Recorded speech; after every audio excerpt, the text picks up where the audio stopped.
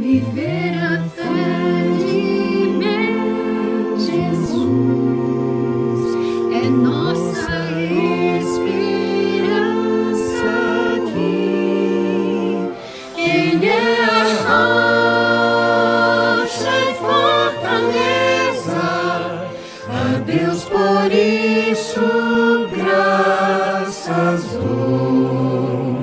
O seu amor é sem igual, concede a fé para vencer, justiça eterna que nos livra e nos concede renascer,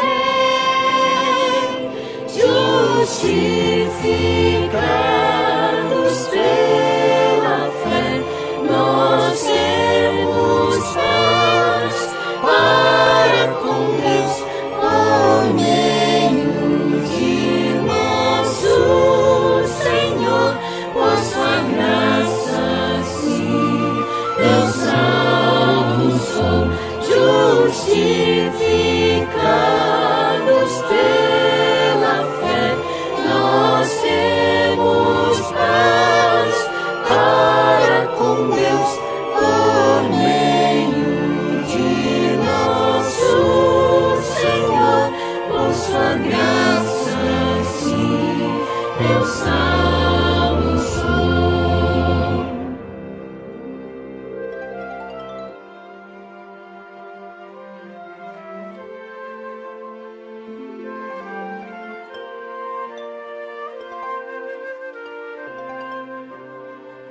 Viver a vida de Jesus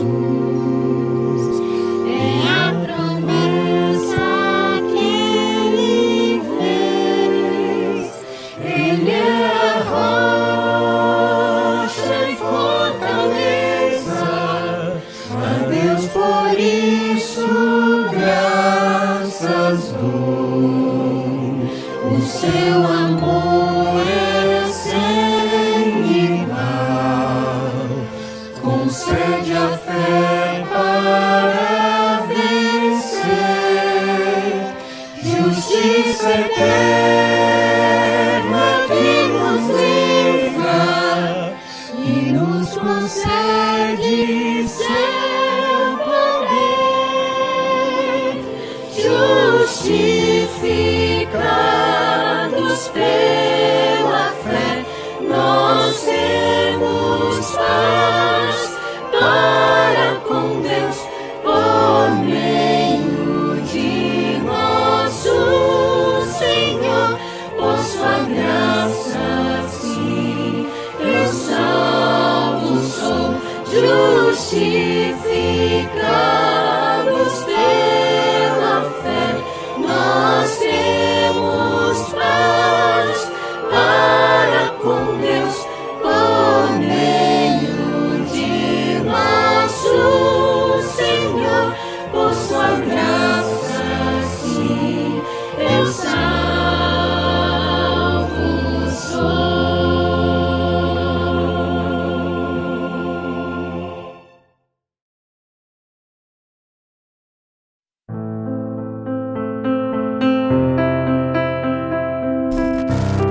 Bilhões de dólares gastos com recursos eletrônicos e gráficos nunca iluminarão a Terra com a glória de Deus.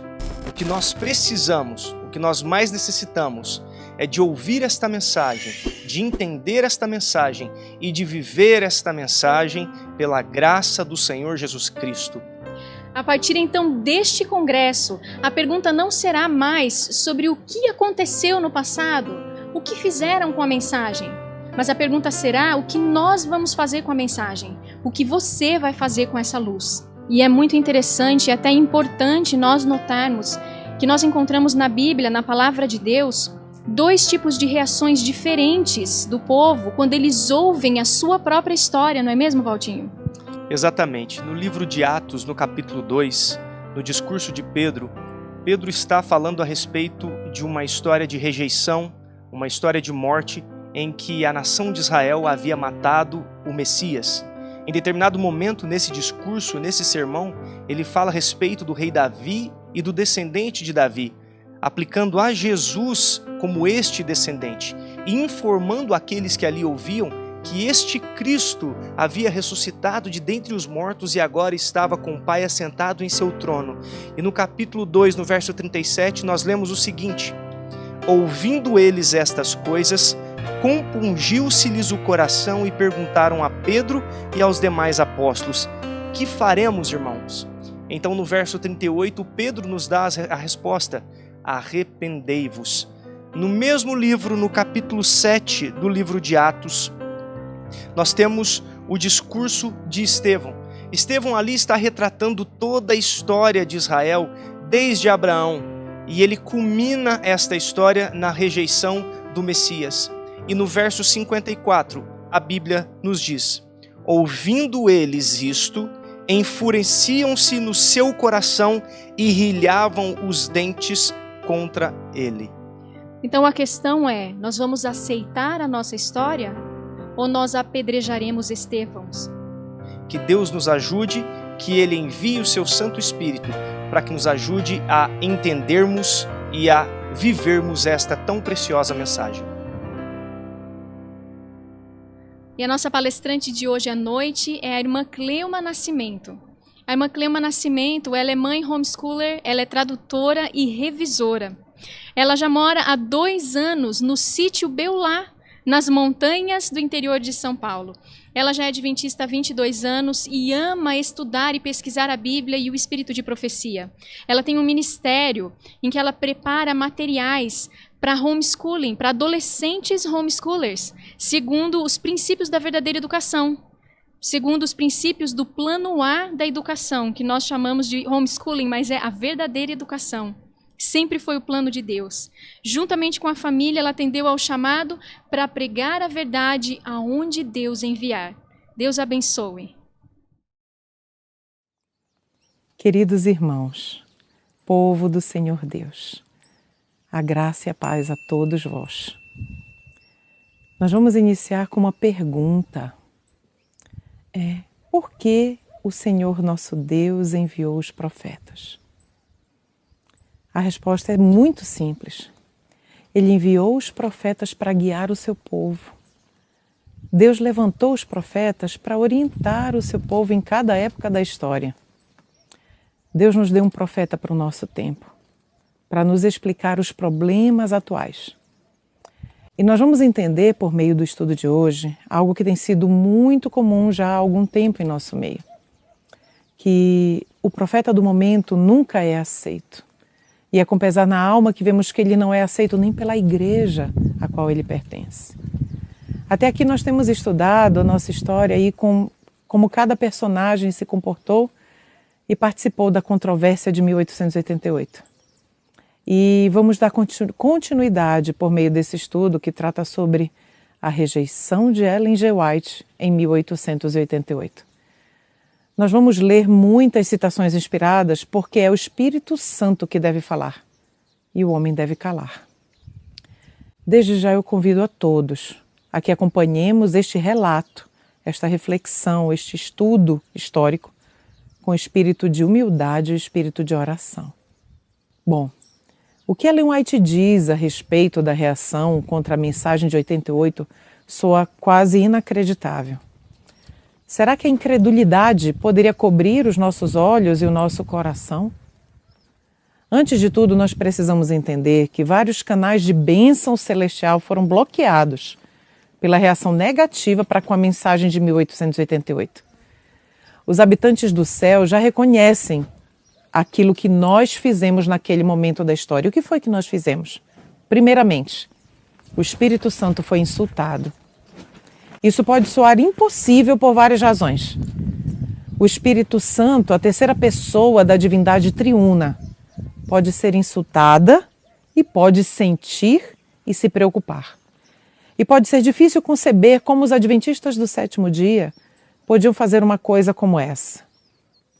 Mas devemos ver o que a mensageira do Senhor tem a dizer, porque o testemunho de Jesus não passa por alto essa realidade. Ellen White disse a esse respeito o seguinte: agora nossa Assembleia aproxima-se do seu encerramento e não tem havido nenhuma abertura para que o Espírito de Deus entre. Agora eu estava dizendo de que vale nos reunirmos aqui e de nossos irmãos ministrantes virem se eles estão aqui somente para impedir o Espírito de Deus de alcançar o povo. Uma outra citação inspirada. Houve, eu sei, uma impressionante cegueira sobre as mentes de muitos em Minneapolis, de modo que não discerniram onde o Espírito de Deus estava e o que constituía a verdadeira experiência cristã. E considerar que esses eram os que tinham a guarda do rebanho de Deus era penoso. Nossos irmãos que têm ocupado posições de liderança na obra e causa de Deus deveriam estar tão intimamente ligados com a fonte de toda a luz que não chamariam a luz trevas e as trevas luz. Meus queridos irmãos, os detalhes dessa história são precisos e são nítidos. Não precisa haver nenhuma confusão em nosso pensamento a esse respeito. O recebimento do Espírito Santo estava condicionado ao recebimento da própria mensagem. E muita atenção agora. Seria impossível receber o dom do Espírito Santo, o dom da chuva serôdia, e não receber a mensagem por meio da qual o dom era concedido. E as boas novas que hoje necessitamos assimilar é a consequência desta verdade, ou seja, e atentemos bem agora, é igualmente impossível receber a mensagem hoje e não receber o dom do Espírito Santo que nela está implícito. Irmãos, se não temos recebido o Espírito Santo no poder da chuva serôdia e do alto clamor, isso é clara evidência de que não recebemos a mensagem que o Senhor nos enviou.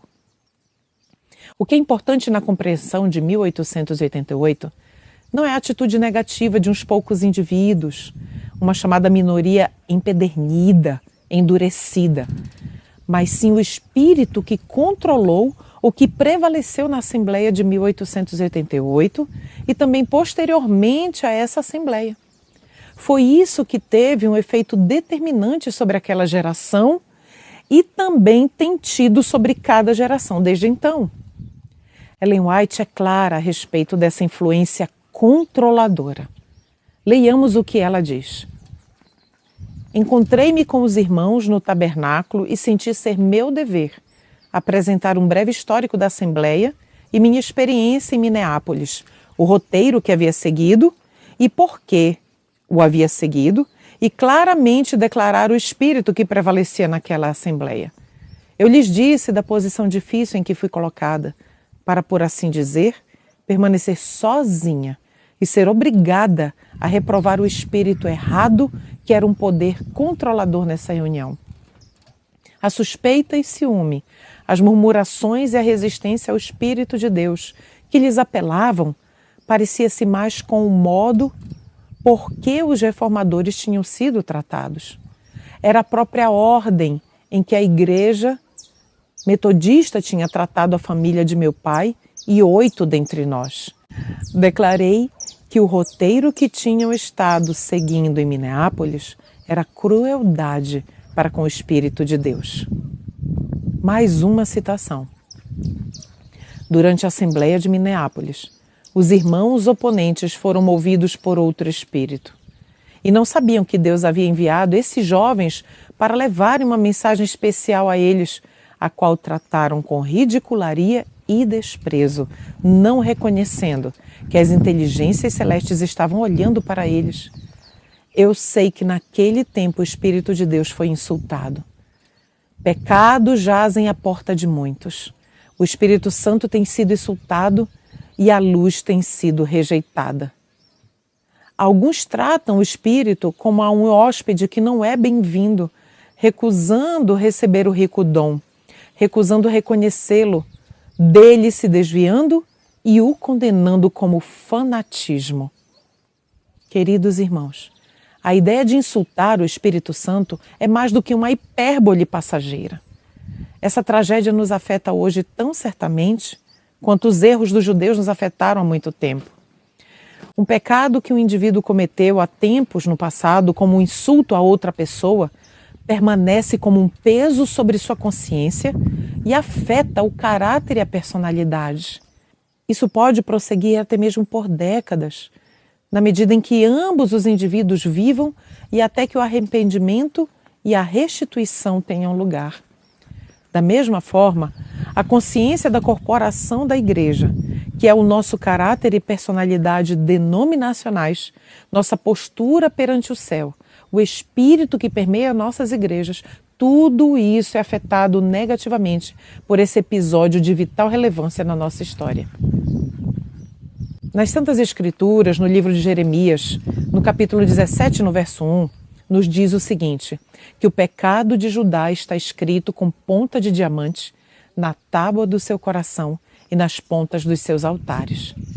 E ele se estende de uma geração a outra. Até que o arrependimento tenha lugar, estamos condenados a repetir os mesmos pecados dos nossos pais.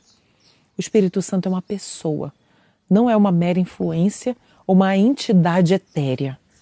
Ele pode ser ofendido. Esse profundo conceito da personalidade de Deus como Espírito Santo perpassa as escrituras hebraicas. Os profetas estavam constantemente representando a Deus como o amante desapontado e ofendido da alma de Israel. O conceito ele é característico de Israel, porque nenhuma religião pagã tinha qualquer concepção de uma personalidade divina zelosa, com ciúmes. A mesma verdade se revela no Novo Testamento e é também realçada de forma impressionante nos testemunhos do Espírito de profecia. Mas a ideia está geralmente ausente nos ensinos do moderno catolicismo e do protestantismo. Uma apreciação plena dessa realidade é exclusiva daqueles que receberão o Senhor por ocasião de sua segunda vinda, pois são coletivamente representados como uma noiva que finalmente aprontou-se para o relacionamento íntimo do matrimônio. E podemos ver isso em Apocalipse 19, dos versos 7 ao verso 9. É importante ressaltar aqui que a heresia do panteísmo do início do século XX atacava essa verdade da personalidade do Espírito Santo e o ômega, sem dúvida, reforça esse erro. Sendo ofendido e insultado, o Espírito Santo tem direito à retribuição. E como pode buscá-la de modo coerente com o seu caráter de amor? A retribuição é mais fortemente penosa de suportar do que qualquer outra. E por quê? Porque ainda será a voz de amor que fala o seguinte: haverá mensagens transmitidas, e aqueles que têm rejeitado a mensagem que Deus envia ouvirão as mais chocantes declarações. Magoada e insultada, a divindade falará, proclamando os pecados que têm estado ocultos. Tal como os sacerdotes e governantes, cheios de indignação e terror, buscaram refúgio em fuga do último cenário da purificação do templo. Assim se dará na obra para estes últimos dias. O contexto dessa declaração é uma discussão da Igreja Adventista do Sétimo Dia. E assim, passemos à segunda reação ou à segunda atitude que bloqueou o canal de bênção celestial devido à reação negativa para com a mensagem de 1888. E que reação ou atitude foi essa? Que fez tudo isso? Jesus Cristo foi rejeitado e foi insultado. Isso também nos é difícil de perceber. O que aconteceu em nossa história de 1888 parece tão assustador que a história seria inacreditável se não tivesse sido narrada de forma muito clara nos testemunhos. O discernimento da serva do Senhor foi inspirado. O manso e humilde Jesus ainda escolhe mensageiros que são somente homens, que se assemelham a uma raiz de terra seca. Ele condescendeu em identificar-se com os mensageiros de 1888 e foi ofendido e insultado quando as credenciais celestes que ele concedeu a estes mensageiros foram desprezadas. Vamos ver agora alguns relatos a esse respeito. Aqui estava a evidência que todos poderiam discernir a quem o Senhor reconheceu como seus servos. Esses homens, contra quem tendes falado, têm sido como sinais no mundo, como testemunhas de Deus. Se rejeitais os mensageiros delegados de Cristo, rejeitais a Cristo. Acusar e criticar aqueles a quem Deus está usando é acusar e criticar o Senhor que os enviou. Para muitos, o clamor do coração tem sido: não teremos este homem, Cristo, reinando sobre nós. A verdadeira religião, a única religião do Salvador ressurreto, que advoga justificação pela fé no Filho de Deus, tem sido desprezada, contra ela se tem falado, tem sido ridicularizada e rejeitada. A mensagem atual é uma mensagem procedente de Deus. Ela traz as credenciais divinas, pois os seus frutos são para a santidade. Esta mensagem, como tem sido apresentada por Jones e Wagner, deveria ir a toda a igreja que alega crer na verdade e conduzir o nosso povo a uma posição mais elevada. Desejamos ver quem tem apresentado ao mundo as credenciais celestes. Mas mesmo em tempos modernos, nosso estimado historiador eclesiástico Spalding, ele desdenha o mensageiro, senão a própria mensagem. E diz o seguinte: ao remontarmos a controvérsia, percebemos que foram os rancores despertados por personalidades, muito mais do que diferenças em crença, que causaram a dificuldade. O partido de Butler, Smith e Morrison cria na teoria da justificação pela fé. O partido de Wagner e Jones cria na prática de boas obras, mas demoravam-se quase exclusivamente sobre a fé como o fator da salvação. As mentes que podiam raciocinar serenamente tinham condições de harmonizar essas opiniões, mas nenhum dos lados se dispunha a considerar o outro lado serenamente. Uma avaliação mais exata seria que os mensageiros de 1888 demoravam-se quase exclusivamente numa fé que opera pelo amor, precisamente como Paulo pregava. E podemos confirmar isso em Gálatas capítulo 5, verso 6. Essa mensagem com credenciais divinas não era uma mistura comprometedora de legalismo e evangelho. Eles proclamavam com muita ênfase a justificação pela fé somente, mas era a fé do Novo Testamento que demonstrava seu poder motivador implícito para a verdadeira obediência a todos os mandamentos de Deus. O mesmo historiador levanta algumas perguntas de grande relevância para nossas reflexões. Acaso aqueles mensageiros que se declarava deverem representar Nosso Senhor despertaram os rancores que fizeram o céu abandonar o cenário envergonhado? Iria o Senhor Deus conceder credenciais celestes a mensageiros que não se dispusessem a raciocinar serenamente? Ellen White certamente nunca poderia reconhecer preciosa luz em não santificados gritos ou irrazoáveis ensinamentos extremistas que nosso autor atribui aos jovens pregadores. Por trás da vergonhosa cena em Minneapolis e das confusas sombras causadas por nossa descrença hoje, permanece a figura que foi a rocha de ofensa e a pedra de tropeço daquela fatídica assembleia.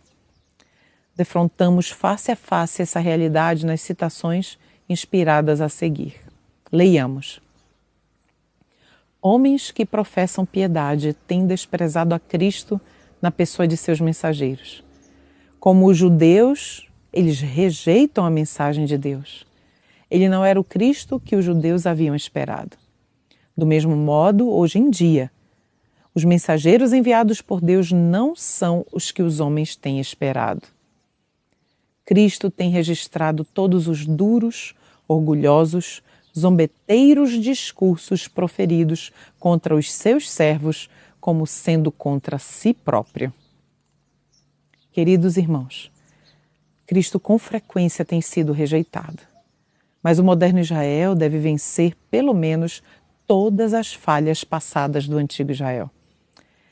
Isso terá lugar, pois estamos vivendo no tempo da purificação do santuário celestial. Essa é uma obra especial do tempo do fim, de vitória, que nunca foi completada no passado. A história de 1888 nos ensina que os antigos judeus terão que deixar espaço ao lado deles para que nos ajoelhemos. Vejamos o que diz a serva do Senhor a esse respeito.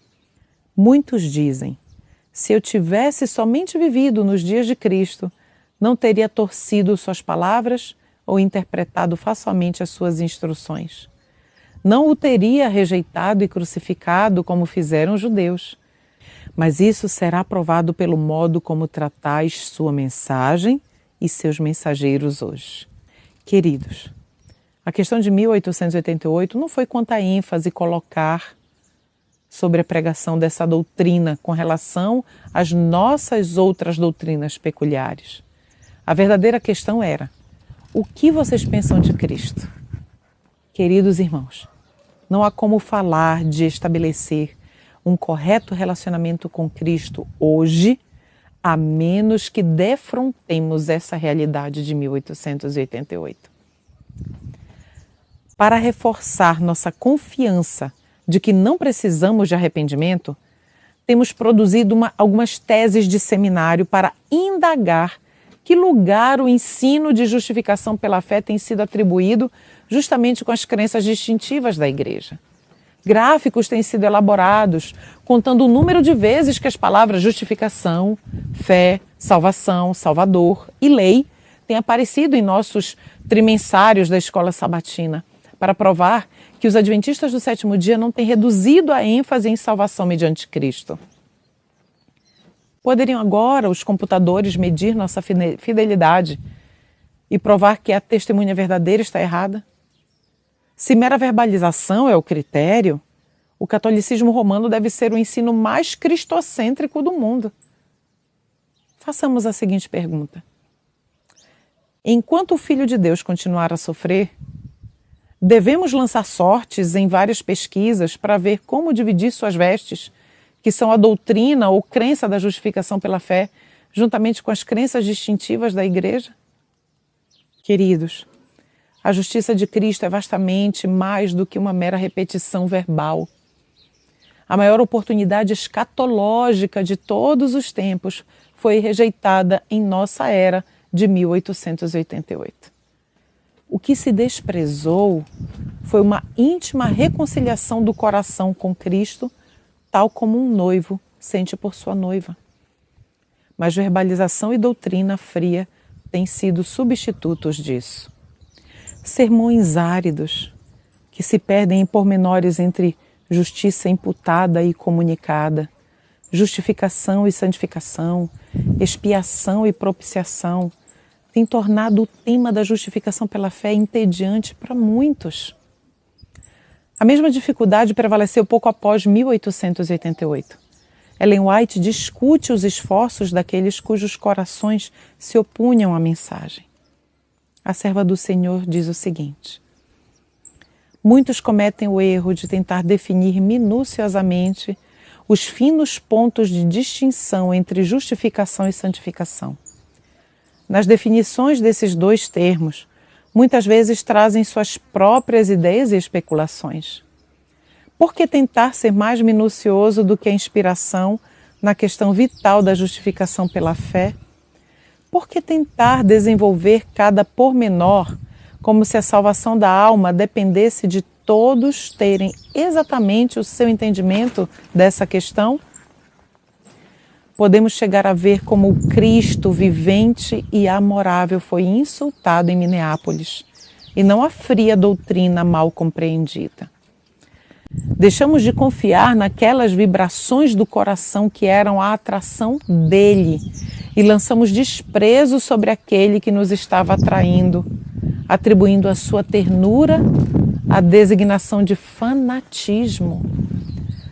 As lágrimas que começaram a fluir da misteriosa atração da cruz de Cristo extraiu de nós zelosas declarações contra o entusiasmo e o fanatismo. Isso pode ser confirmado no capítulo 2 de Testemunhos para Ministros. Jesus reconhece a nossa natureza humana, pois Ele próprio ainda compartilha dela Ele é uma pessoa. Ele também conhece o respeito próprio. Ele aproximou-se de nós em 1888. Nenhuma alma entre nós sonha o que poderia ter sido nos doces dias que se teriam seguido caso andássemos com ele na gloriosa luz celestial. Com frequência falamos de 1844 como um grande desapontamento. Mas em 1888 deu-se o desapontamento de Cristo, porque podemos ler de como ele nos amou.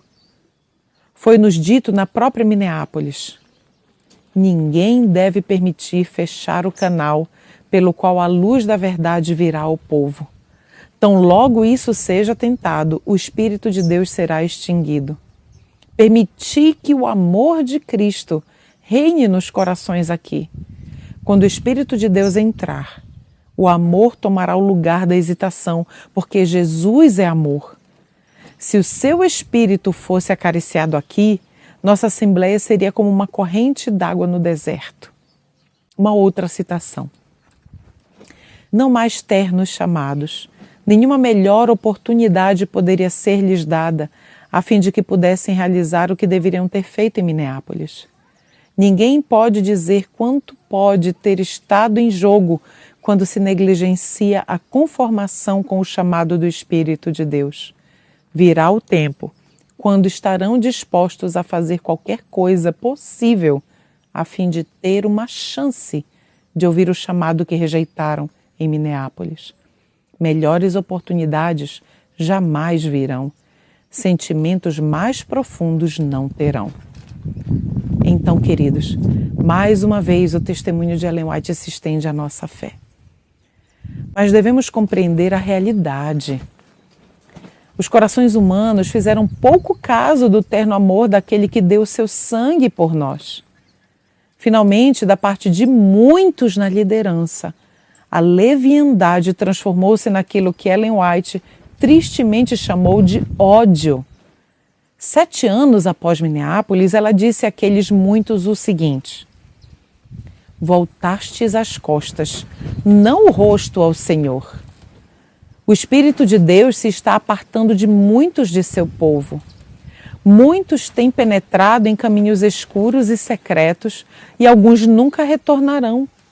Não somente têm recusado aceitar a mensagem, mas têm odiado a luz.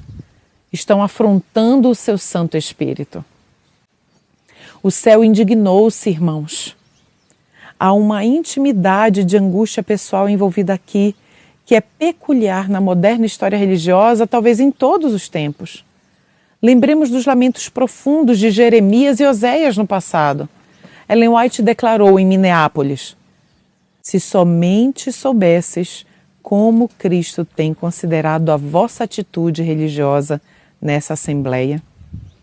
E 4 anos mais tarde, ela relatou o seguinte: há tristeza no céu quanto à cegueira espiritual de muitos de nossos irmãos.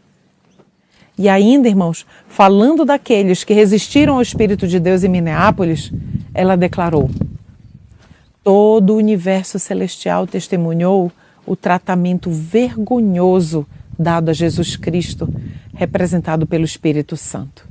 Tivesse Cristo estado perante eles, teriam-no tratado de modo semelhante àquele que os judeus trataram a Cristo.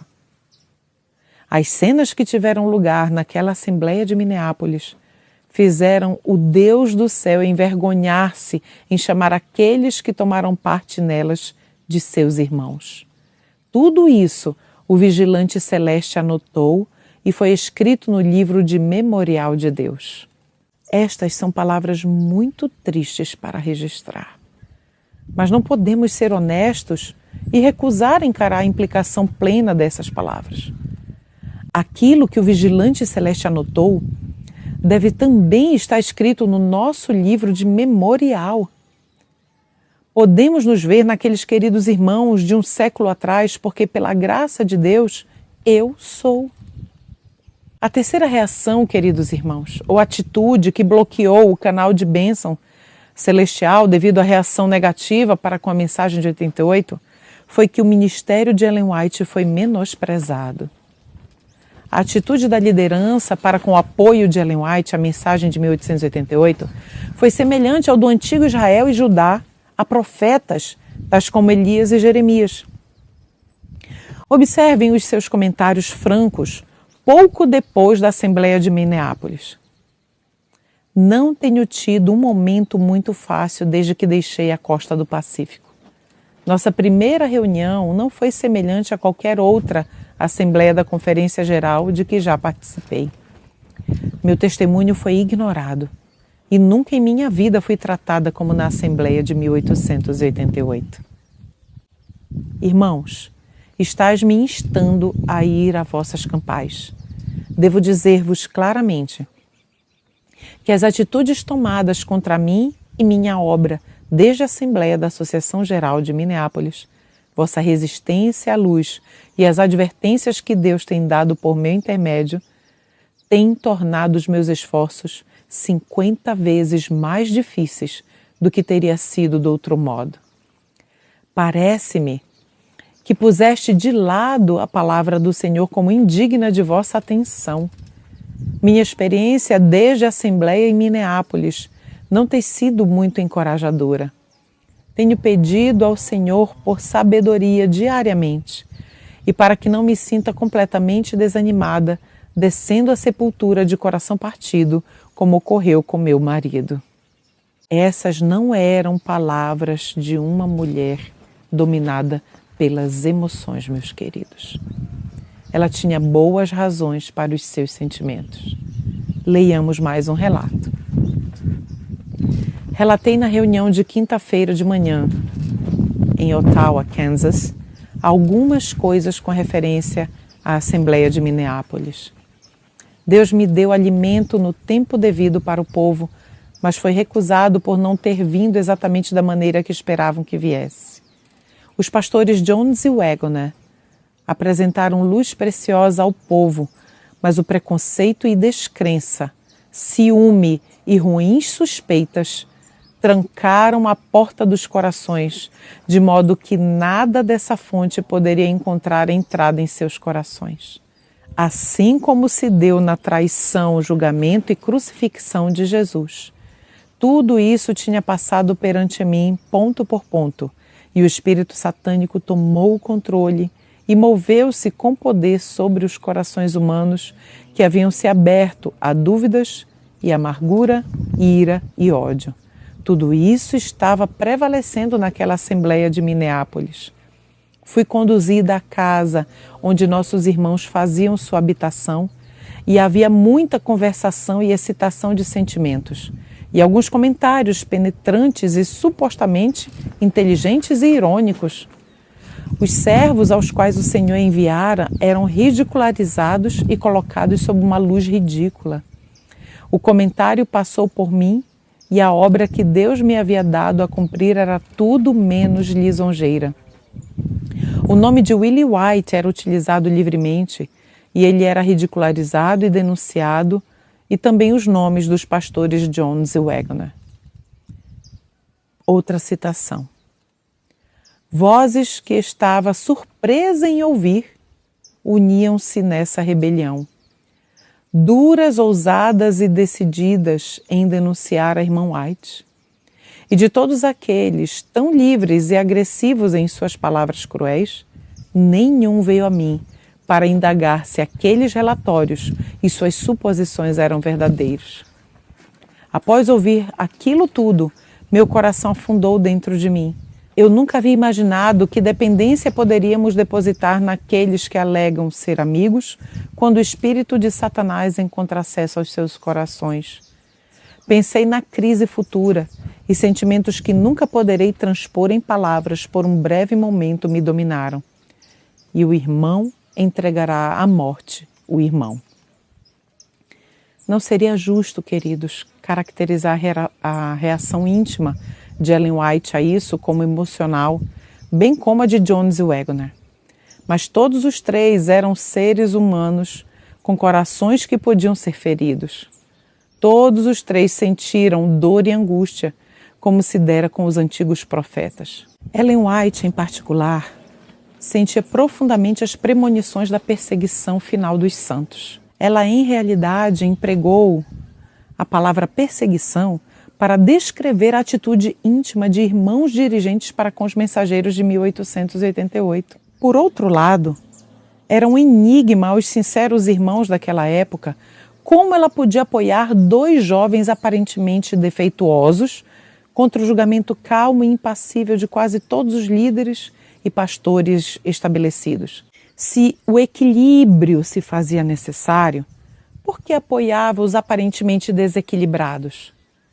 Por que comparava a reação dos irmãos contra a mensagem de Jones e Waggoner à reação dos judeus contra Cristo?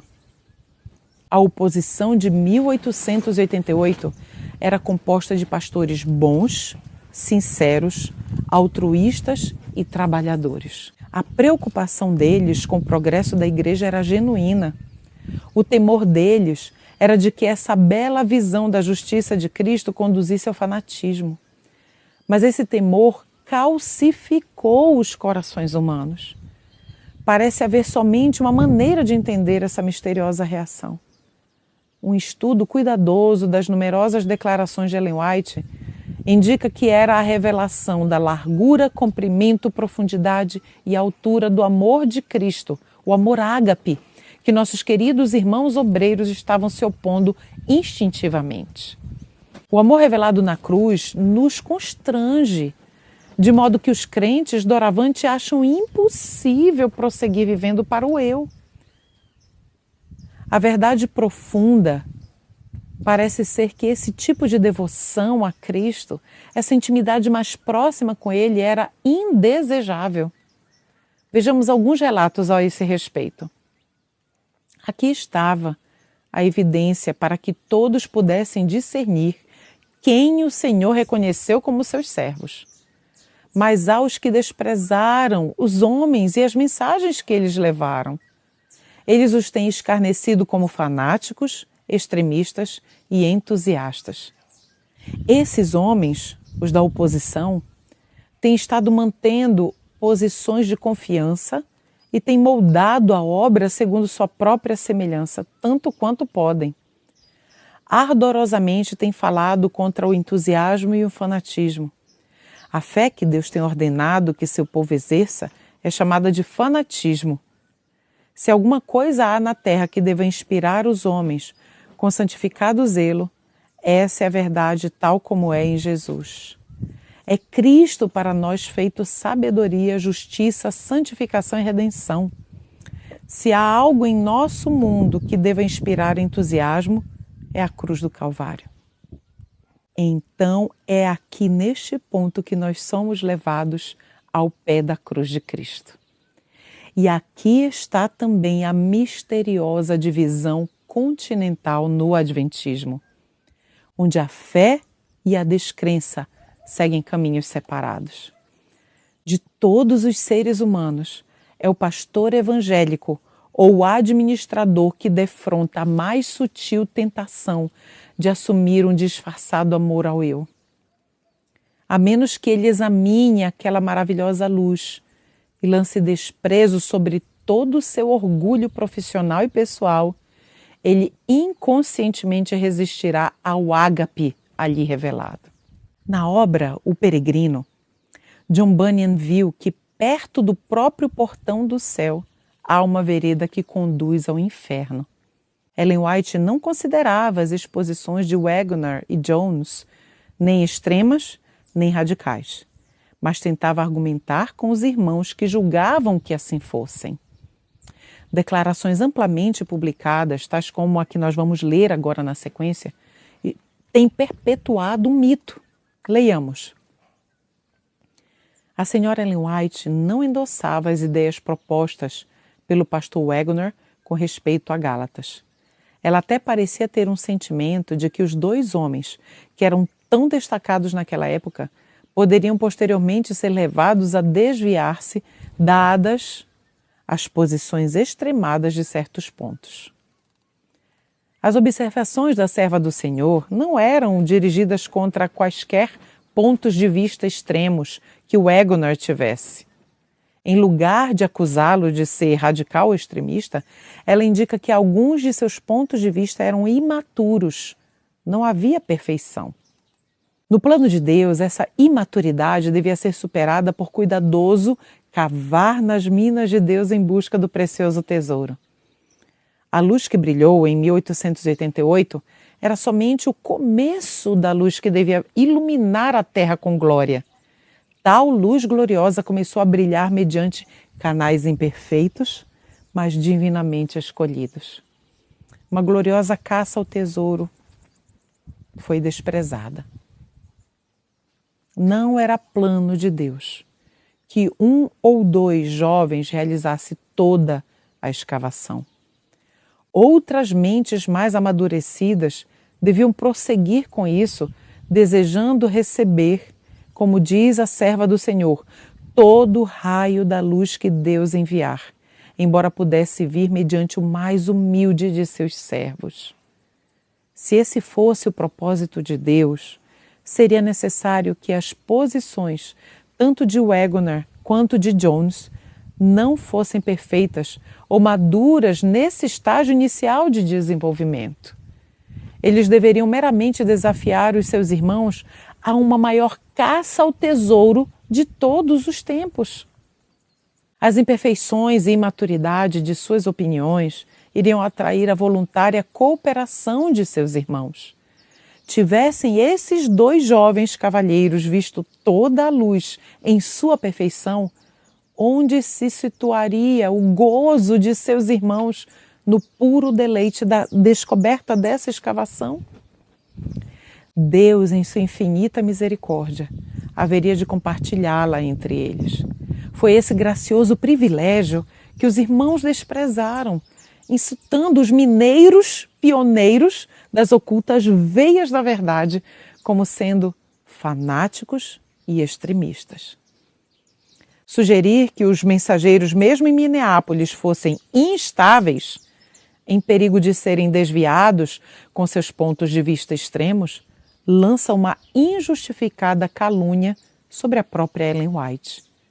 Não estaria ela sendo ingênua, se endossasse os jovens mensageiros tão dignos de confiança? Ela quase temerariamente arriscou sua reputação em entusiástico e persistente apoio da mensagem deles. Poderia o Senhor, então, escolher mensageiros tão instáveis? Daria o Senhor a eles uma mensagem tão potencialmente autodestrutiva?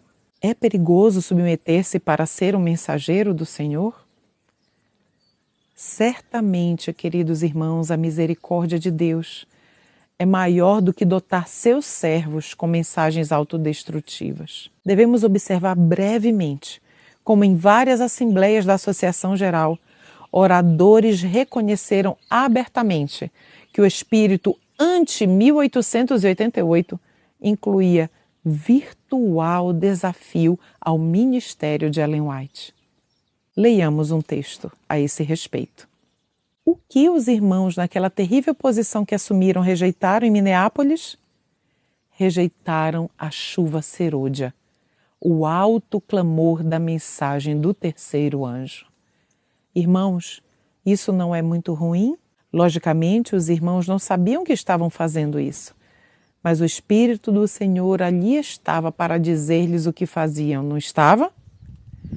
Mas quando rejeitaram o alto clamor, o ensino da justificação, e então o Espírito do Senhor, por meio de seu profeta, postou-se ali e nos disse o que eles estavam fazendo, o que então? Então eles simplesmente puseram esse profeta de lado com todo o resto. Ninguém na Assembleia o desafiou Alonso Jones, pois todos sabiam que o que ele dizia era verdade. No Conselho Anual de 1986, no Rio de Janeiro, Robert Olson, do White State, também declarou que na sessão de 1888 Ellen White foi publicamente desprezada. E essa declaração pode ser encontrada na Adventist Review de 30 de outubro de 1986. E em 1889, a serva do Senhor declarou: o pastor Butler apresentou-me a questão numa carta declarando que minha atitude na Assembleia de 1888 quase chegou a partir o coração de alguns dos nossos irmãos do ministério naquela reunião. Sendo que alguns de meus irmãos me têm na conta de que eu não tenho um julgamento de maior valor do que o de qualquer outro, ou como alguém que não foi chamado para essa obra especial e que estou sujeito à influência de meu filho Willie ou de alguns outros, por que pede a irmã White para participar de vossas campais ou reuniões especiais? Eu não posso ir. Não poderia fazer-lhes bem nenhum. E isso seria somente estar tratando com leviandade as sagradas responsabilidades de que o Senhor me incumbiu. Ter essas palavras distorcidas, mal aplicadas pelos descrentes, é de se esperar e não me surpreende. Mas ter os meus irmãos, que estão familiarizados com a minha missão e com o meu trabalho, tratar levianamente a mensagem que Deus me dá para transmitir, ofende o seu espírito e é para mim desanimador. Meu caminho é vedado pelos meus irmãos. Queridos, é evidente que nem todos os irmãos se opunham desse modo, mas o apoio aberto a ela era bem pouco visível. A humilde mensageira do Senhor reconheceu em Minneapolis o que estava acontecendo. As bênçãos mais abundantes da chuva serôdia fizeram com que ex-amigos mudassem de atitude de positivo para negativo. Deus não me ergueu para atravessar a planície a fim de falar-vos enquanto vos assentais aqui para questionar a sua mensagem e indagar se a irmã White é a mesma que costumava ser outrora. Depois reconhecestes que a irmã White estava certa. Mas de algum modo isso mudou agora e a irmã White está diferente, exatamente à semelhança da nação judaica. E, irmãos, em 1893 ela disse o seguinte: o ofício de um mensageiro a quem Deus escolheu enviar com reprovações e advertências é estranhamente mal interpretado nos dias de hoje. E assim nós prosseguimos para a quarta atitude que bloqueou o canal de bênção celestial devido à reação negativa para com a mensagem de 1888, que foi o exílio de Ellen White para a Austrália. Tão determinada foi a oposição após 1888 a Ellen White, que a Associação Geral virtualmente a exilou para a Austrália. Conquanto seja verdade que o Senhor reverteu sua estada lá para o bem de sua causa naquele continente, nunca foi vontade de que ela fosse naquela época. Nunca foi da vontade do Senhor de que naquele momento ela fosse.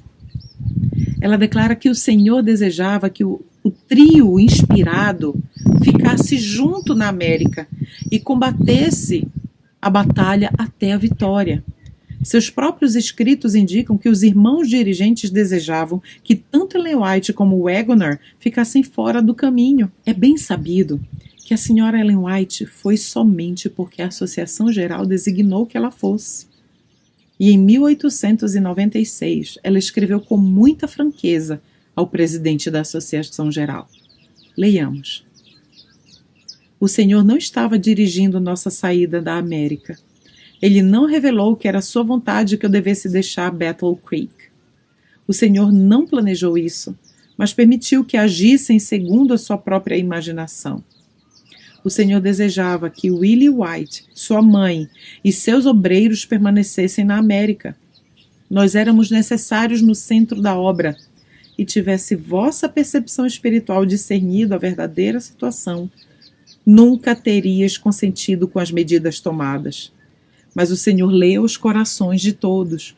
Havia tão grande vontade para que partíssemos que o Senhor permitiu que esse evento tivesse lugar. Aqueles que estavam cansados dos testemunhos dados foram deixados sem as pessoas que os transmitiam. Nossa separação de Battle Creek foi para deixar os homens cumprirem sua própria vontade e maneira, que julgavam superior à maneira do Senhor. O resultado está perante vós. Tivessem permanecido do lado certo, tal decisão não teria sido tomada naquele tempo. O Senhor teria trabalhado pela Austrália por outros meios, e uma forte influência teria sido mantida em Battle Creek, o grande coração da obra. Lá teríamos permanecido ombro a ombro, criando uma atmosfera saudável a ser sentida em todas as nossas associações. Não foi o Senhor quem planejou essa questão. Não pude obter um raio de luz quanto a deixar a América. Mas quando o Senhor apresentou-me essa questão tal como realmente era, não abri os lábios para ninguém, porque eu sabia que ninguém discerniria a questão em todas as suas implicações. Quando partimos, alívio foi sentido por muitos, mas não tanto por ti mesmo. E o Senhor não se agradou disso, pois ele havia nos colocado junto às rodas do maquinismo de Battle Creek. Esta é a razão de te estar escrevendo. O pastor Olsen não teve a percepção, a coragem, a força para levar as responsabilidades. Nem houve qualquer outro homem preparado para cumprir a obra que o Senhor se tinha proposto que deveríamos fazer. Eu te escrevo, pastor Olsen, dizendo-te que era desejo de Deus que permanecêssemos lado a lado, para que eu te aconselhasse, te instruísse e para que agíssemos em conformidade. Não estavas discernindo. Não estiveste disposto a ter a forte experiência e conhecimento que não deriva da fonte humana removida de ti. E assim revelaste que os caminhos do Senhor foram mal calculados e passados por alto. Este conselho não foi considerado uma necessidade.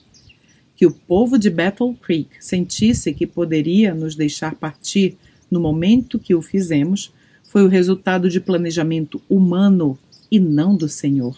O Senhor determinou que devêssemos estar próximos das casas publicadoras, que devêssemos ter fácil acesso a essas instituições para que pudéssemos juntos nos aconselhar. Oh, quão terrível é tratar o Senhor com dissimulação e negligência, zombar de seu conselho com orgulho devido à sabedoria do homem parecer tão superior. Meus caros irmãos, aqueles que dizem que a mensagem de 1888 foi aceita pela liderança da Igreja podem interpretar os anos de Ellen White na Austrália como cooperação com o Espírito Santo. É verdade que lhe era impossível escrever boas cartas para a terra natal, mas privar a América do Norte de seu ministério pessoal nessa ocasião crítica confirmou em grande medida a final derrota do começo da mensagem do alto clamor. Elliot Wagner sofreu um exílio semelhante ao ser enviado à Inglaterra na primavera de 1892. Há evidência também de que não foi puro zelo missionário que o enviou. Àquelas alturas, Ellen White já se tinha ido. O segundo membro do trio especial devia também partir.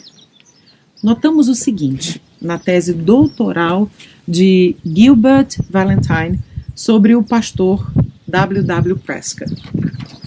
Diz o seguinte: segundo Willie White, a senhora White, que aparentemente ainda tinha lembrança das injustiças do período pós-1888, declarou que lhe havia sido mostrado que, conquanto alguns do nosso pessoal alegravam-se em tê-lo removido da obra em Battle Creek, por sua designação para trabalhar na Inglaterra, ele devia ser colocado de volta para dar assistência como um professor no coração de nossa obra. Um ano antes de Ellen White ir para a Austrália, ela derramou o seu coração numa carta a Washburn, um jovem ministro. Aqui, à semelhança de Jeremias, ela escreve quase em desespero.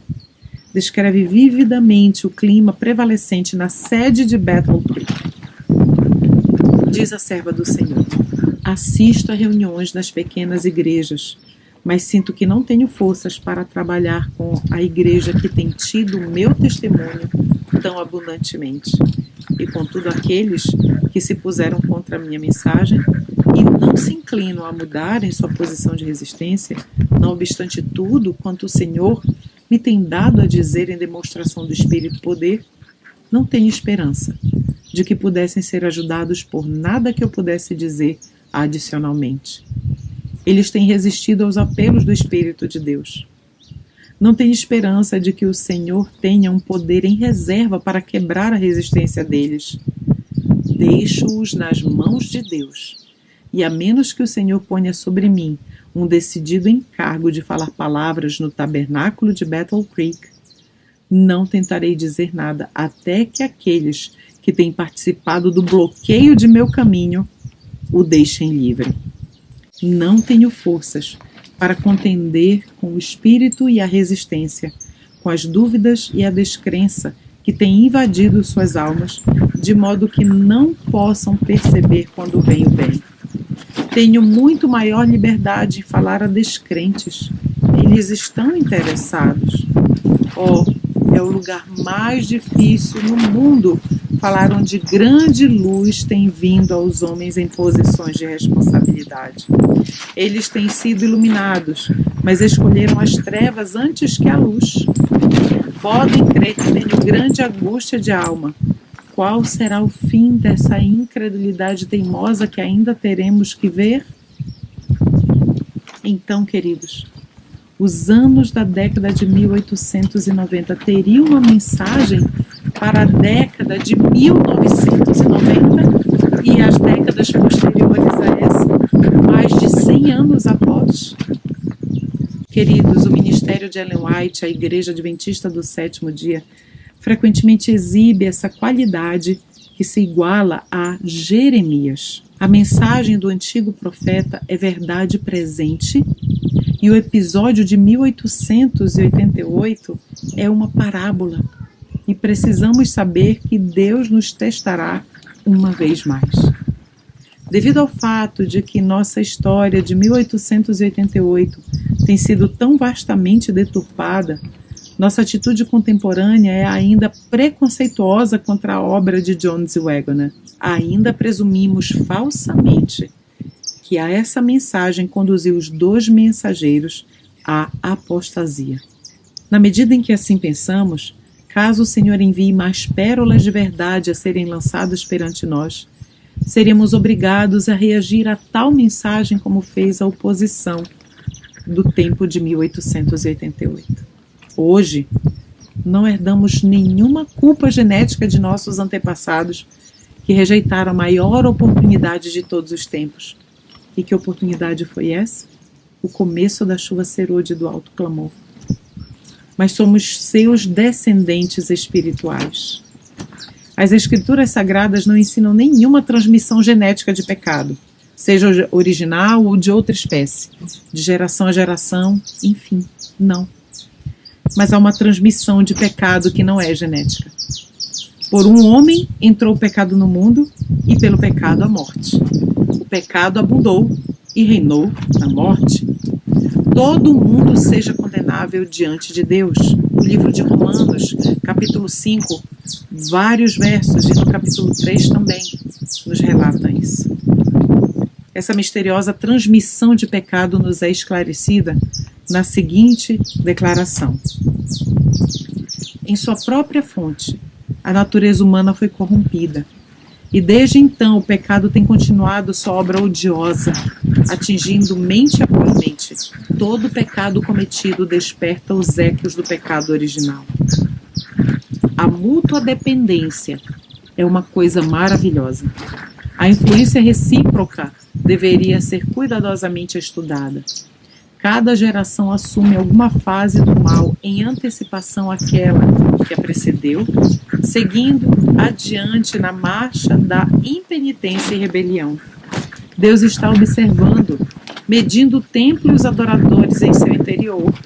Nenhum homem vive para si mesmo. Consciente ou inconscientemente, ele está influenciando outros para o bem ou para o mal. Não seria tempo de que um povo se levante em independência moral, abrigando ao mesmo tempo um senso de sua dependência de Deus? O Senhor enviou ao nosso mundo uma mensagem de advertência, que é a terceira mensagem angélica.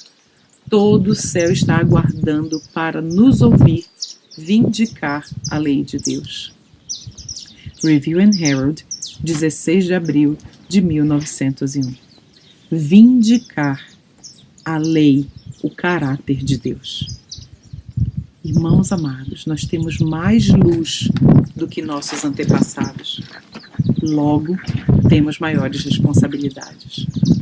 A alienação do coração de Cristo, que causou a rejeição da mensagem de 1888, é hoje bem mais sutil, ela é mais sofisticada, mais profundamente sepultada além da nossa consciência. Isso não é terrível, não soa terrível isso. Mas não é menos real. Somente a iluminação do Espírito Santo a tornará essa alienação manifesta. Deve chegar o tempo, pelo menos para cada um de nós, quando a cruz será apresentada e sua real importância será vista por toda a mente que tem sido cegada pela transgressão. O Desejado de Todas as Nações, na página 58, nos diz o seguinte: ante a visão do Calvário, com sua misteriosa vítima, achar-se-ão condenados os pecadores. Então não seria uma bênção se pudéssemos ver a cruz hoje, antes que seja demasiado tarde? Meus irmãos, o Espírito Santo capacita o crente sincero a ver-se refletido nos personagens bíblicos de tempos atrás. O Espírito Santo pode igualmente nos capacitar a vermos a nós mesmos em nossos antepassados de um século atrás. Por natureza, não somos melhores do que eles. O Espírito Santo pode nos curar da cegueira que permite vermos o mal se ele estiver suficientemente rebuscado e distante no passado, enquanto deixamos de reconhecer esse mesmo pecado estando bem debaixo do nosso próprio nariz. Sem a iluminação do Espírito de Deus, não seremos capazes de discernir a verdade do erro e cairemos sob as tremendas tentações e enganos que Satanás trará sobre o mundo. Estamos próximos do encerramento da controvérsia entre o príncipe da luz e o príncipe das trevas. E em breve os enganos do inimigo provarão que tipo de fé é a nossa. Então, queridos, a que conclusão nós chegamos? Irmãos, nós não podemos duvidar. Muitos dos nossos rejeitam a serva do Senhor como profeta, porque o que ela diz sob inspiração fala contra os gostos pessoais. Jeremias não foi bem aceito pelo povo de Israel no tempo dele e foi considerado por eles como inimigo da nação. Paulo, ao escrever para os coríntios, sua carta causou divisão na igreja e muitos não creram em Paulo. O próprio povo de Deus em Corinto não creu em Paulo. O profeta do momento nunca foi aceito, porque ele fala do momento atual que estamos vivendo. Noé, João Batista, nenhum foi aceito. Reconhecer a verdade de que nossos antepassados insultaram o verdadeiro Cristo e insultaram o verdadeiro Espírito Santo não é em si uma má notícia. E desvendar a realidade da resistência ao testemunho de Jesus, profundamente arraigada, é uma bênção. Não podemos nos preparar para futuras provas de nenhuma outra maneira, se não for através do enfrentamento da verdade. A verdade, ela é positiva, ela é otimista e ela é encorajadora. E quais são então as boas novas para nós? As boas novas são que o céu tem por todo o tempo estado mais disposto a conceder o derramamento final do Espírito de Deus do que nós temos pensado. Irmãos, é tão somente nossa contínua resistência, e é uma resistência assim, frequentemente inconsciente, que tem impedido o dom. Agora por mais de um século, queridos, muito embora todos nós tenhamos orado pelo derramamento desse dom. Encarar a verdade honestamente deve ser para nós uma fonte de alegria. A estabilidade e o progresso da igreja organizada somente pode ser abençoada por isso. Então, meus queridos irmãos, tenhamos humildade e discernimento suficientes para entendermos tudo isso sob a luz correta. Que o bom Deus vos abençoe. E eu convido os irmãos a orarem comigo neste momento. Vamos orar? Nosso bom Deus, nosso amado Pai de amor, há muito tempo atrás, o Senhor levantou o antigo Israel, uma missão maravilhosa, uma responsabilidade tremenda de representar o Senhor nesta terra. O tempo passou e novamente o Senhor levantou Israel com uma mensagem poderosa, uma mensagem de salvação, uma mensagem que vindica o teu caráter, que leva os teus filhos a vindicarem o teu caráter.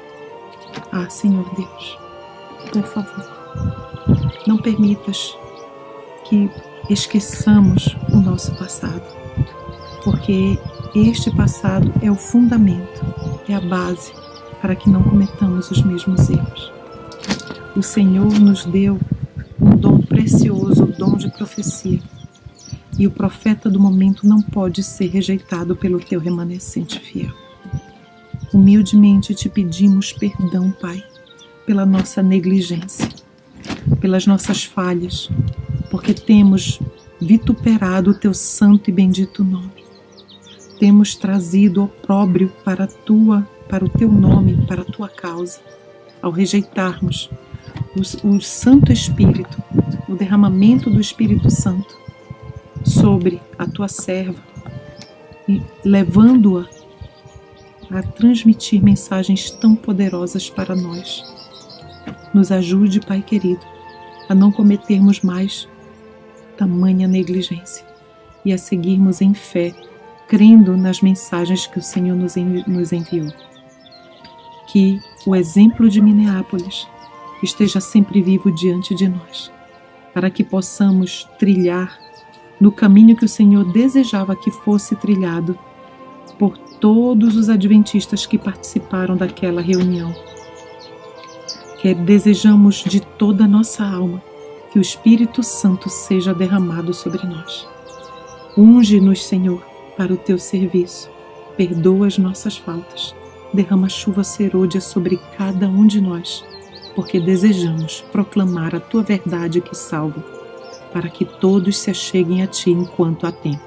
Em nome de Jesus Cristo, nosso Redentor, nós te fazemos esta humilde súplica e já te agradecemos.